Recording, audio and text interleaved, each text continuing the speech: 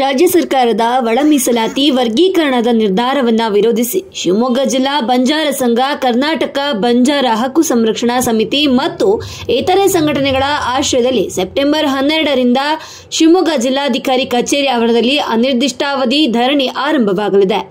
ಈ ಕುರಿತು ಸುದ್ದಿಗೋಷ್ಠಿಯಲ್ಲಿ ಜಿಲ್ಲಾ ಬಂಜಾರ ಸಂಘದ ಅಧ್ಯಕ್ಷ ಅಶೋಕ್ ನಾಯಕ್ ಮಾಹಿತಿ ನೀಡಿದರು. ನಾಳೆ ಬೆಳಿಗ್ಗೆ 11 ಗಂಟೆಗೆ ಧರಣಿ ಆರಂಭಗೊಳ್ಳಲಿದೆ. ಶಿವಮೊಗ್ಗ, ಭದ್ರಾವತಿ, ಶಿಕಾರಿಪುರ ಮತ್ತು ಸೊರಬ ತಾಲೂಕುಗಳ ವಿವಿಧ ಗ್ರಾಮಗಳಿಂದ ಬಂಜಾರ ಸಮುದಾಯ ಜನರು ಪಾಳಿಯ ಪ್ರಕಾರದಲ್ಲಿ ಧರಣಿಯಲ್ಲಿ ಭಾಗವಹಿಸಲಿದ್ದಾರೆ ಅಂತ ತಿಳಿಸಿದರು.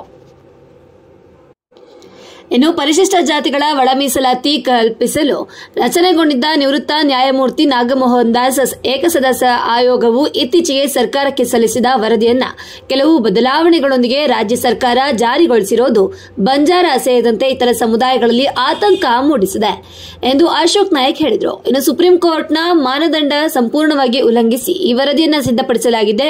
ಇದು ನಿವೃತ್ತ ನ್ಯಾಯಮೂರ್ತಿ ಎಜೆ ಸದಾಶಿವ ಆಯೋಗ ವರದಿಯು ಮುಂದುವರೆದ ಭಾಗದಂತೆ ಕಾಣ್ತಾ ಇದೆ ಅಂತ ಹೇಳಿದ್ರು. ನಮ್ಮಲ್ಲಿ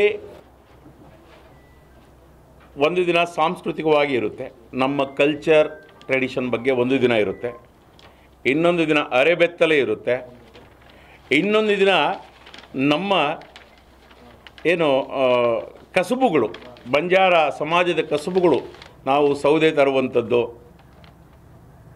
ಉಪ್ಪು ಮಾರುವಂಥದ್ದು, ಆಮೇಲೆ ಈ ಕಮಲಾ ನೆಹರು ಕಾಲೇಜುಗಳೆಲ್ಲ ನಮ್ಮ ಕುಂಚನಹಳ್ಳಿ ತಾಂಡದವರು, ಬೇರೆ ಬೇರೆ ತಾಂಡದವರೆಲ್ಲ ಇದೆಲ್ಲ ಇಟ್ಕೊಂಡು ಮಾರ್ತಾ ಇರ್ತಾರಲ್ಲ, ಹಣ್ಣುಗಳು, ಕಬಳೆಕಾಯಿ ಎಲ್ಲ ಮಾರ್ತೀವಿ. ಈ ರೀತಿ ನಮ್ಮ ಟ್ರೆಡಿಷನಲ್ ಏನೇನಿದೆ ಅಷ್ಟೂ ಕೂಡ ಒಂದು ದಿನ ಆ ರೀತಿ ಇರುತ್ತೆ. ಹೀಗೆ ವಿಭಿನ್ನವಾದಂಥ ಹೋರಾಟದ ರೂಪುರೇಷೆಗಳನ್ನು ಜಿಲ್ಲಾ ಬಂಜಾರ ಸಂಘ ಮತ್ತು ಹಕ್ಕು ಸಂರಕ್ಷಣಾ ಸಮಿತಿ ಮತ್ತು ತಾಲೂಕಿನ ಎಲ್ಲ ಬಂಜಾರ ಸಂಘ, ಮಹಿಳಾ ಸಂಘಗಳು ಎಲ್ಲರೂ ಒಟ್ಟಾಗಿ ಸೇರಿ ಈ ಒಂದು ಹೋರಾಟವನ್ನು ಆಯೋಜನೆ ಮಾಡಿದ್ದೀವಿ.